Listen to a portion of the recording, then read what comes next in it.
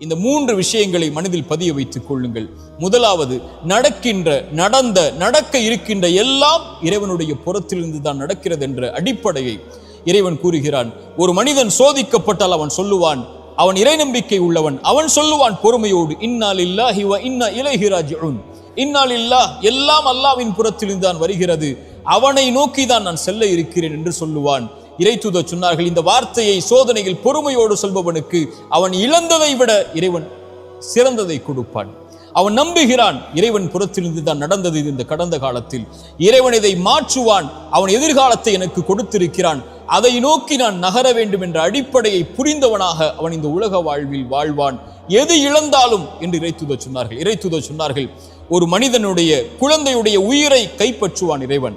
கைப்பற்றக்கூடிய மலக்கிடத்திலே, அந்த வானவரிடத்திலே கேட்பான், இந்த அடியானுடைய குழந்தையின் உயிரை கைப்பற்றும் போது அவன் என்ன சொன்னான்? அவன் நேசித்த அந்த குழந்தையுடைய உயிரை கைப்பற்றும் போது அந்த இறையடியான் என்ன சொன்னான்? யா அல்லாஹ், என் நிறைவா, இவன் புகழ்ந்தான் உன்னை, உன்னிடத்திலே திரும்பி வந்து விட்டான், இன்னா லில்லாஹி வ இன்னா இலைஹி ராஜிஊன், யா அல்லாஹ், உன்னை சார்ந்தவன் நான், உன்னிடத்திலே திரும்பி வருகிறேன் என்ற அந்த வார்த்தையை மொழிந்தான்.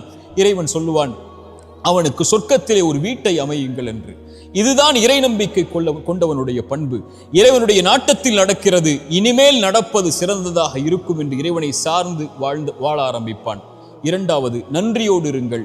கடந்த காலத்தில் உங்களுக்கு கஷ்டத்தில் துணை இருந்தவர்களுக்கு, சிரமத்தில் துணை இருந்தவர்களுக்கு, உங்களை கைவிட்ட போது கை கொடுத்து உதவிய நல்லவர்களுக்கு நன்றியோடு இந்த உலக வாழ்வில், எஞ்சி இருக்கக்கூடிய வாழ்விலும் வாழ ஆரம்பியுங்கள். மூன்றாவது, பாவ மன்னிப்பை கேளுங்கள். நீங்கள் இறைவனுக்கு பாவம் செய்தால் இறைவனிடத்திலே மன்னிப்பை பெறலாம். மனிதர்களுக்கு நீங்கள் பாவம் செய்திருந்தால் அவர்களை அணுகி பாவ மன்னிப்பை கேட்டு அந்த பாவத்திலிருந்து விடுபடுங்கள். அவர்கள் மன்னிக்கிறார்கள், அவர்கள் மன்னிக்கவில்லை, உங்களை வெறுத்து வாழ்கிறார்கள், அதற்கு பிறகு உங்களோடு அவர்கள் உறவை துண்டித்து விட்டார்கள், அதுவெல்லாம் உங்களுடைய கணக்கில் அல்ல, இறைவனிடத்தில் ஒப்படைத்து விடுங்கள். அவர்களை அணுகி மன்னிப்பை கேளுங்கள்.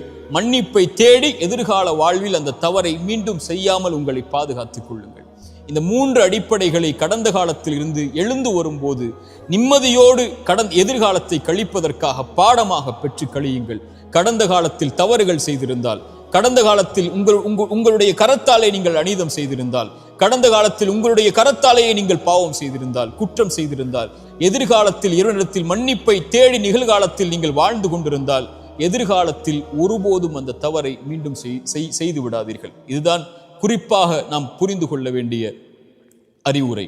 கடைசியாக, இந்த உலகத்தில் எது உங்களை விட்டு நீங்கி இருந்தாலும், இந்த உலகத்தில் யார் உங்களை விட்டு நீங்கி இருந்தாலும், இந்த உலகத்தில் எது உங்களை புறக்கணித்து விட்டாலும், இறைவன் உங்களை ஒருபோதும் புறக்கணிப்பதில்லை. அவன் உங்களோடுதான் உங்களுடைய கடைசி மூச்சு இருக்கும் வரையும் இந்த உலகத்தில் இருப்பான் என்ற அடிப்படையை மனதில் பதிய வைத்துக் கொள்ளுங்கள். கவலைகள் நீங்கும். அகூலு கௌலி ஹாதா அஸ்தகுஃபிருல்லாஹ் லி வ லக்கும். அஸ்ஸலாமு அலைக்கும் வரஹ்மத்துல்லாஹி.